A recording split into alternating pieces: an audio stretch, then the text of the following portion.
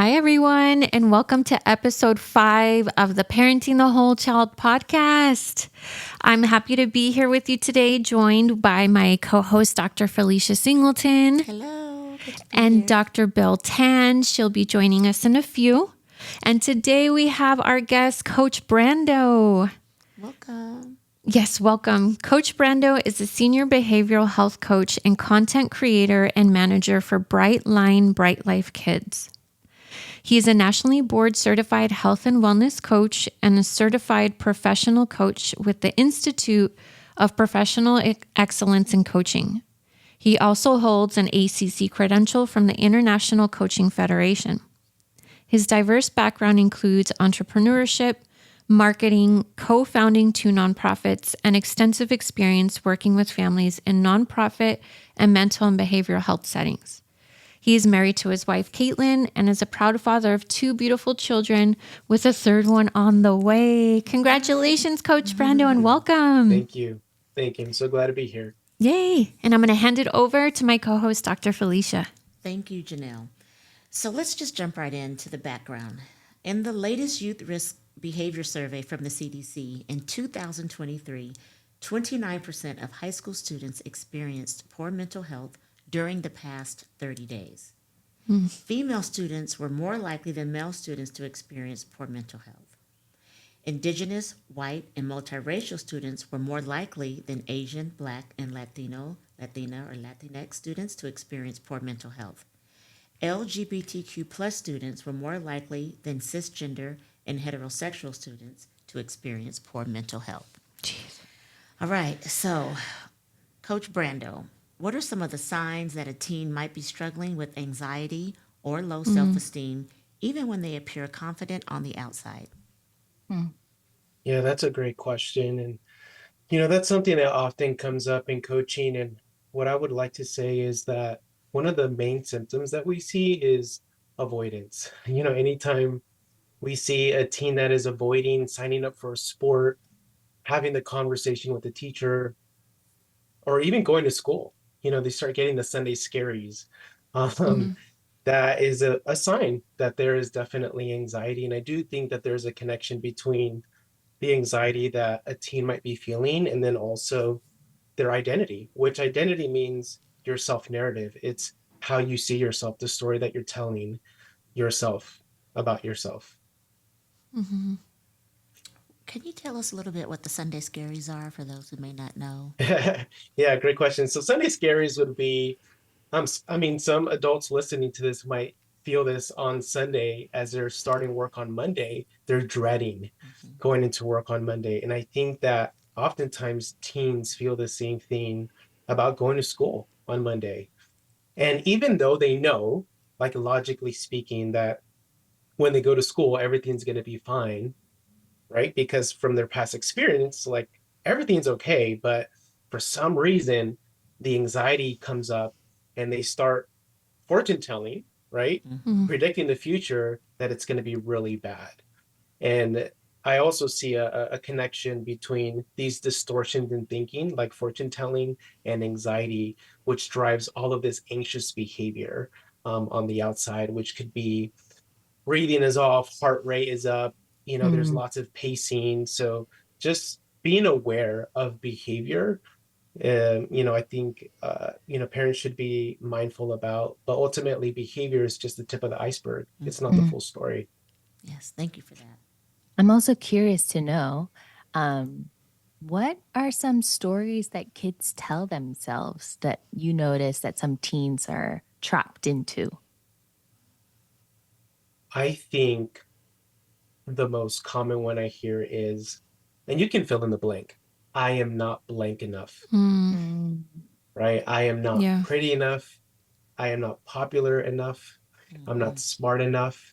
There's an element of comparison in that narrative, but that's the most common one that I see. And that obviously drives anxiety. If you really believe that you're not good enough, you're going to tell that story to yourself and ultimately impacts the way that you show up for school, or at your sport or whatever you do. Mm-hmm. Yeah, that's really powerful. I think about I didn't, I don't have Instagram, social media, any of those things growing up.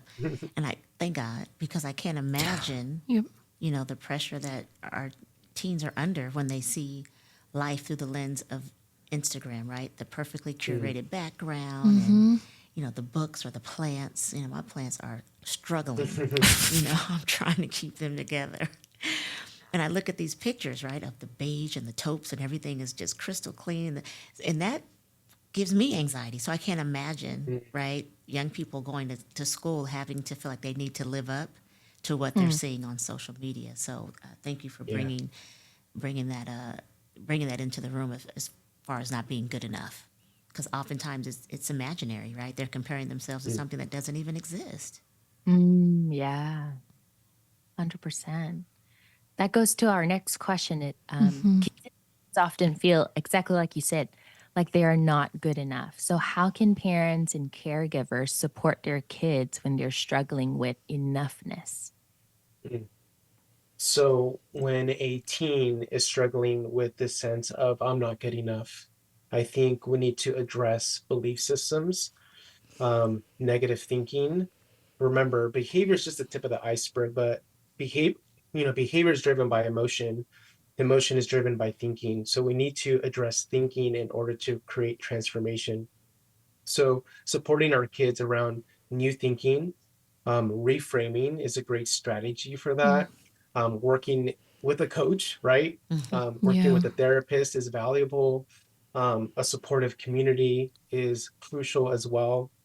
But I also think that supporting our teens to be independent, because they're going through a growth spurt that it's difficult for many parents to understand. Teens are in a phase in their life when they're trying to identify, who am I without mom or dad? Yep. And that's why there's so much backlash, so much back and forth and tension in relationships between parents and teens, because they're just trying to figure it out. So I think the more we can help our teens to be independent, to think for themselves critically, I think could be really supportive, but also helping them understand that we can create more confidence by doing hard things, right? We need to create evidence for ourselves that we are confident. So people who are confident, they've done hard things, and their behavior, right, creates thoughts about who they are. They're like, oh, I've done this in the past, so I can do it in the future. But if a teen hasn't had, right, like that, there isn't that historical evidence of doing hard things or doing the class presentation when everybody doesn't want to do it, right? Yeah. It doesn't matter what it is. We need to partner with our teens to help them create evidence around their identity. I love that so much. And that reminds me, it kind of coincides with what I wanted to share is that I recently did this Greater Good Science Center community of practice with practitioners who work with families and students, and they touched up on the topic of purpose. And they spoke on how adults can help children and teens find their purpose. And that really just, because I have teenagers, and for me, it was such an aha moment of like, I really need to help my kids find their purpose. Because me as a parent, I assume like, oh, they're too young, they really don't know. And I had this generalized view of like their purpose is knowing what they're going to study in college and then knowing what they're going to do as an adult. Like that's what I thought purpose meant. But there's so much more depth to finding your purpose. And so there's some questions that I'm actually going to practice this activity this weekend with my kids, but some self-reflection questions that you could give your kids is, what do you think you're particularly good at? What are your greatest strengths? What do you think you really enjoy doing? When do you feel most engaged? And how do you want to leave a mark in the world? And those questions will prompt your teen, your child to kind of start wondering like, okay, where do I find that genuine hope and passion within myself? And then two, another activity is for them to ask those same questions to the adults. So the adults can tell them, hey, you know what, this is kind of what I really see within you. And they could spark that thinking of like, oh, okay, I can start exploring these different avenues. So I really love that. I think about how that could really shift education if we had, we were asking those questions as children. When they enter school, there's so much like joy, right? When they're in kindergarten and they love school and they love Yep. learning, and somewhere around second or third grade, they're like, oh, this keeps going. I have to keep doing this. And the joy is sucked out of education, unfortunately, as they, get into middle school and high school. But how awesome would it be if a form of these questions were embedded in their schooling experience? So as they grow 100%. and as they learn and as they become, who they are in the world, and they start to mature, this is what they're always cycling through their minds. How do I, what do I experience when I'm most engaged? Or, really, what are my strengths? I think that would really be super powerful and really build confidence, and diminish maybe some of that feelings of enoughness. Yeah. Mhm. Diminish those feelings of anxiety, and yep. So let's say if I find out that my teen they come to me and I realize, okay, they're anxious, they're showing me lack of confidence, that they're not good enough. How would I address that with them? What would I say to them? This is where I like to put my coaching hat on and ask, what's really getting in the way? Or even on a scale of 1 to 10, how confident do you feel about the situation? 10 being I am fully confident, 1 being not at all. And I think the more we ask those coaching questions and not being a consultant all the time with our kids, telling them what to do, but more of a coach and being a guide and asking those curious questions, it can really help define what's ultimately the obstacle. Because before we give strategies as parents, we really want to understand what's really the issue here, right? What's going on behind this behavior? What's really going on behind the thinking? And once we're Yeah. able to identify what the obstacle is, right, then we can kind of problem solve around that. But I think I would encourage parents to ask those curious questions to really identify what's the blocker, what's getting in the way. And to simplify it, there's actually only 2 types of blocks that will ever get in the way of your teen. One is Ooh, external, and the other okay. one's internal. Okay. So external is when people say, I don't have enough time, I don't have enough money, I don't have enough resources. These are things outside of you. But what I often find is that the block is internal. It's Mm. the thoughts, the Yep. feelings, the behavior that ultimately get in the way. We are our own problem and solution. And it's helping our teens see that as well. Like they are the answer. I like that. They are the answers. I like this Yeah. strengths-based approach. Giving So them then, the power. yeah, Yep. I like that. That's what I tell my kids all the time too, is like, I think I said this in another episode, like you really have so much power in really changing and shifting your thoughts and your actions. You need to allow yourself that gift of knowing that you have the power instead of feeling defeated or helpless. Like embrace and empower yourself. But it's building that confidence, I think, up to that moment where they feel like, okay, I can make this. I can do this. And if Yeah. you fall short, it's okay. So also building this culture where it's okay to make a mistake, or you may not hit the mark the first time, but that has less to do with you, but more about your growth and what lessons are learned and how do we get up and keep going, because that's how life is, right? We're setting our children up for failure if we think that everything that they go for, they're going to be successful at. But it's about that resilience and that ability to get back up and not internalize, like I took notes, internalize that there's something wrong with me or I failed, versus what lessons can I take on and try this again? Yep. Yeah, I like that. Not asking what's wrong with me. Because that's, I think, a big question. Like a lot of teens, even adults ask, like, what's wrong with me? Why is this happening to me? Yeah. So what are the long-term effects of unresolved anxiety and identity struggles in kids and teens? And how can early intervention make a difference? Yeah, so unresolved stress and anxiety can look like, it could look very differently amongst teens, but from research, we know that chronic stress and anxiety is detrimental for someone's health. I think the last time I saw this stat, it was like close to 80% of hospitalizations are due to stress, right? It's a Wow. stress related disease. So that's why it's important to address stress and anxiety. But the one thing that I also want to clarify is that stress and anxiety is not bad.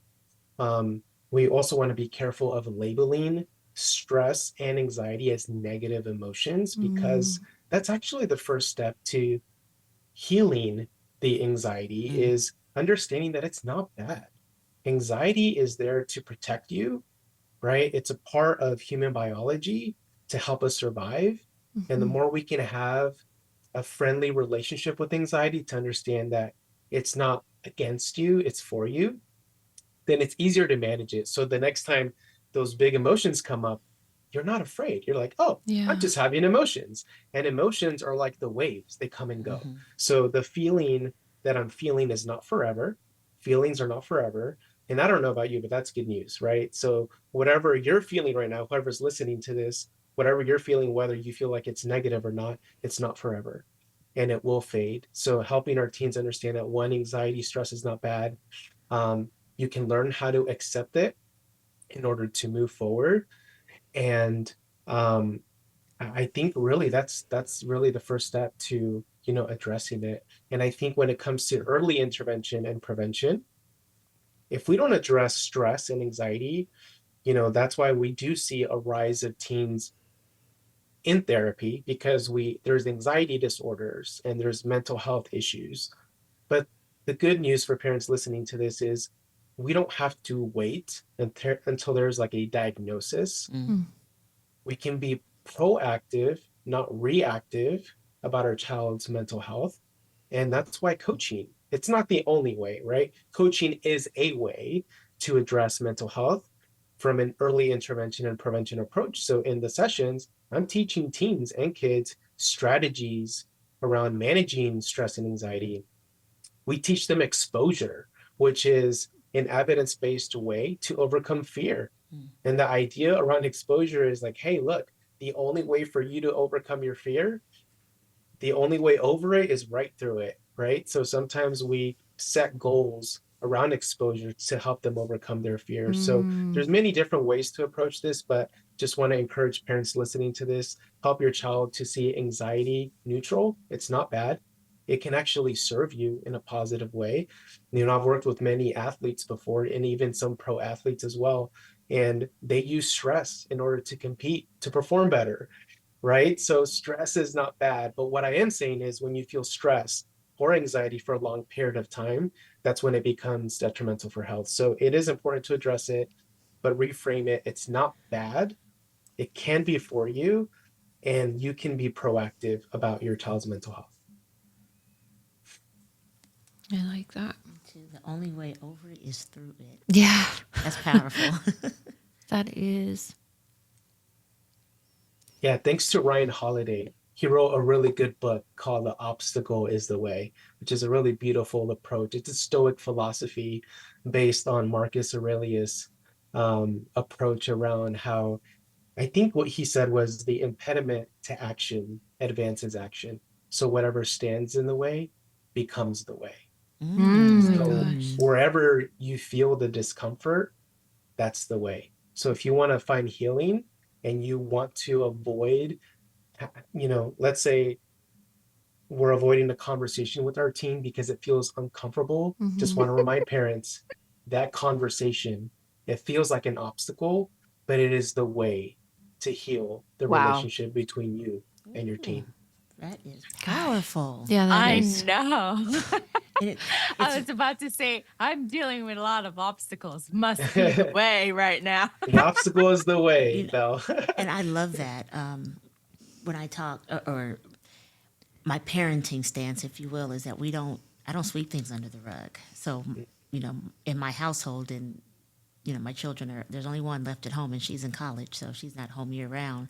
But you have to address things, and doesn't mean you have to be confrontational, but you cannot pretend like things didn't happen because they just keep growing and keep growing, and the slightest little thing just tips you right over. So I love the language that you've given for that type of belief system or way of being, that you address those things even when they're uncomfortable.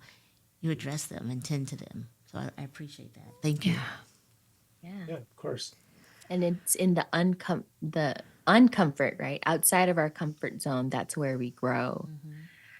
So how can parents and caregivers support their teens in exploring and understanding their own identity during these formative years? Yeah, I think it's being a guide, being a coach with your teen, and collaborating with them around what identity means. Because if identity means it's the self narrative of who we are, think about it. A teen has only lived what, 12, 13, 14 years? Their story is just starting. So that's also good news. So if they're stressing about their identity, it's like, yo, chill. It's okay. Like your story is just beginning, because I think there's a difference between essence and expression. So the essence of someone is static. At least that's the way that I see it. But the expression can change over time. I guarantee all of us on this call, we're like adults, but our expression in our teen years is probably a lot different Oh, thank than God. what it is now, right? The fashion, maybe the speech, our interests, the music, you know what I mean? So, but here's what's really neat about that. It's like the essence. I think all of us had, inherently we're the same. Our expression has just changed. So the way that I like to describe it is like the lemon, right? A lemon can take many forms. It can be lemonade, lemon pie, uh, lemon bars, which I love. Me too. But the form changes, the expression changes, but in its essence, it's still a lemon, Love that. right? Jeez. So helping our teens see that, it's like, hey, chill. Like, let's just figure out a little bit more about the lemon. Like, what are your values? Kind of like what Dr. Bell said, or I think it was Janelle asking those questions, right? Like, what are your strengths? What do you value? That's the essence. The expression can change. So if a parent's listening to this, stressing out about the challenge that their child or teen is having about their identity, it's like, you know what? Most likely the expression is going to change. And that's okay. Yeah. So I think providing a safe space for them to explore and just be curious, no judgment, and love them through the process, love them through the journey. Janelle and Felicia, do you want to add what you've done with your own kids? How do you navigate it, helping them explore their identities and understanding their identities? It's so powerful what Coach Brando is saying. I've really tried.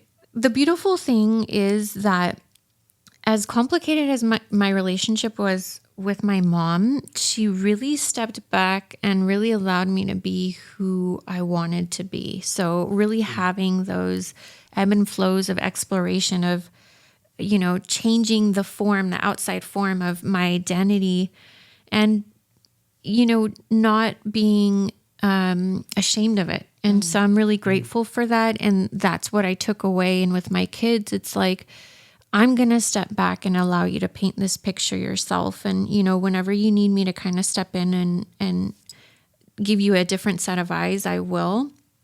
And so they've really had that space to just kind of be creative. And it's just, I think as a parent, it takes a lot of being selfless, right? Because as parents, we really want them to sometimes just really align with what we envision them turning out to be. So to get out of that space and let them do it, it takes a lot of courage, and of course there might be some fear behind that, but I think being firm in your faith and knowing that, you're actually creating a safe space for your child is what's going to help them really get to that point of creating an identity through their own eyes, not through yours. Yeah, I would agree. My mother was very, very skilled at letting me explore.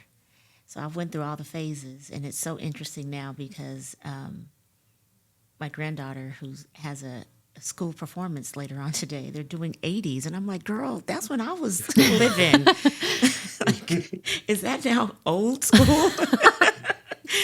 But I think about all the phases I went through in the 80s with, just all the things. And so that experience really guided how I raised my children. My youngest is now 20. And I think about that episode of The Cosby Show where it was like Denise or Vanessa, I can't remember if they played guitar, they swam, they did all of these things. And that was what I was allowed to do to figure out what I like. And it wasn't like competitive and you have to, and when it didn't get fun anymore and I wanted to do something different, I was allowed to. But also it was this really fine balance because you don't just randomly quit things, right? So it's really hard to name what it is, but I think I love the word, the exploration, right? And then understanding, like you said, they may be lemonade today and in a year they're lemon bars, but that still doesn't change the foundation of who they are. So I would say just because of how I was raised is how I raise, my daughters. And to lean into those things that you have a lot of fun and that you're good at, and those that aren't serving you anymore, lay them by, you had the experience, you can mourn it, grieve it, whatever we need to do, put it to rest and move on to something else. So to answer your question, Dr. Bell, really trying to remove myself out of it and really, I hate to say it, it sounds cheesy, but trusting the process. Yeah. We guide and we support, but we cannot like hover and I don't know, I don't want to use the word mandate, but just let them thrive. Create the conditions for them to thrive and determine who they want to be. And then we're there as a guide to just hold them up and lift them up and then not be so judgmental when they want to change directions as well, I think is a big one. And whoever said at 18, your kids are grown, like either didn't have children or I don't really know what happened. But like I said, my youngest is 20, my oldest will be 32 this year. And yeah, so, and we're still deeply engaged in those transitions. So I love that analogy of the lemon. Yeah, that's powerful. Dr. Bell, how did you, when you were around this teen, how did you explore your identity? Or what were your challenges? To not be asked. No. Okay, well, that goes along with when you're uncomfortable, you got to walk through it. The obstacle is the way. Yep. Oh my God, I'm trying to think like, what? I don't know. I just remember, so we grew up in a very religious family. But the age 13, I love Christina Milian.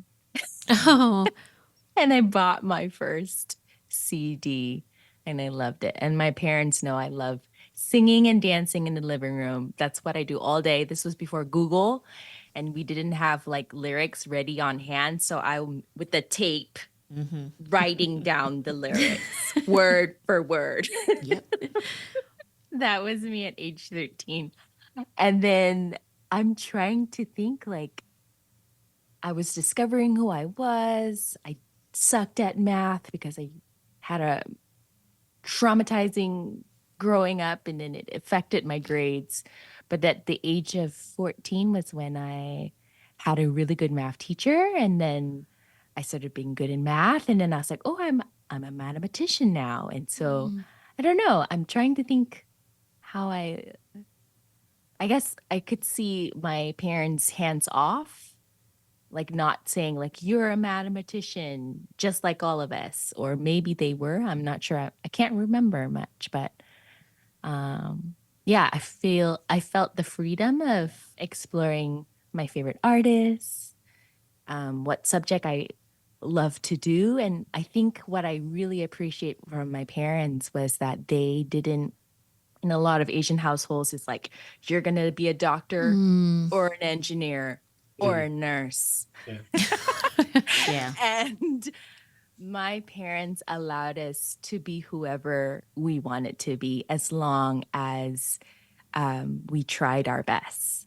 And so, like, all my siblings are just something different. My sister is an interior designer. My brother is a nurse. I went into education. My younger sister is a software engineer. My brother is I actually don't know what his role is, but he does something with technology. But everybody's different. And my oldest, he's an accountant and a manager at a hotel. So I think the freedom to explore our passions and don't say like, that's not going to give you money or, just let us be who we wanted to be. I think that I appreciate that a lot from my parents. That's awesome. Mm-hmm. Yeah.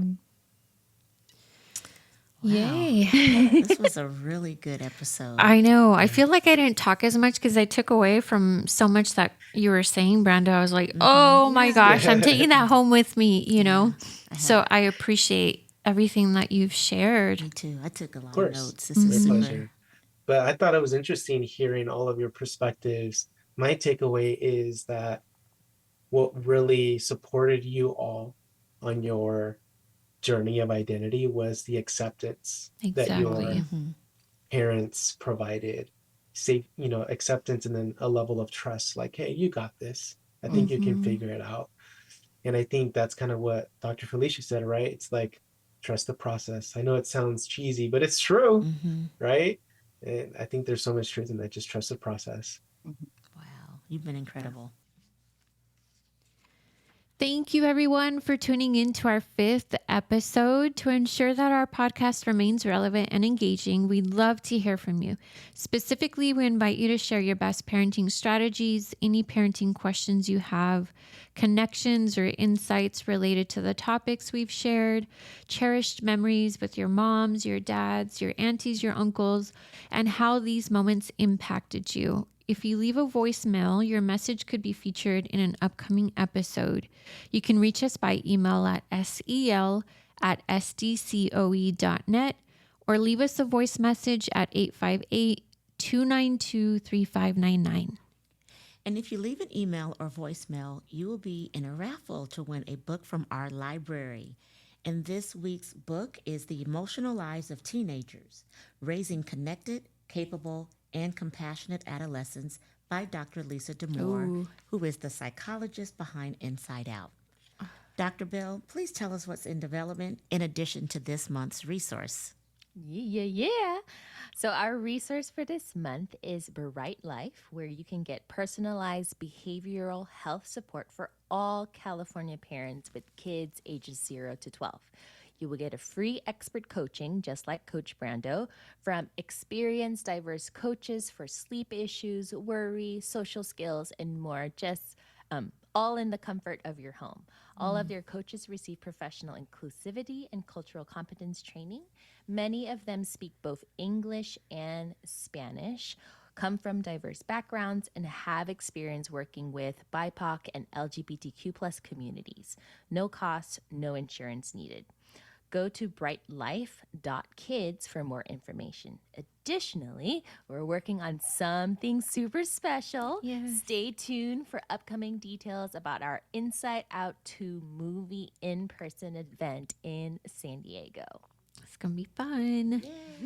And if you like our podcast, be sure to give us a 5-star rating and subscribe on either Apple Podcasts, Spotify, or YouTube.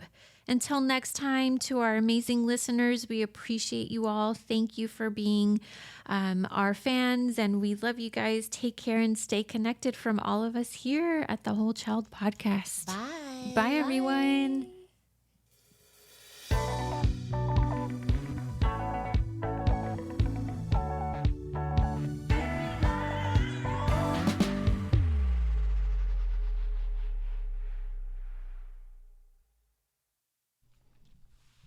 Parenting the Whole Child podcast is created and hosted by Janelle Lopez, Belle Tan, and Felicia Singleton. Our executive producer is Janelle Lopez. The show is produced by Belle and Felicia. Music by Adrian Cisneros of ChromaticMedia.com.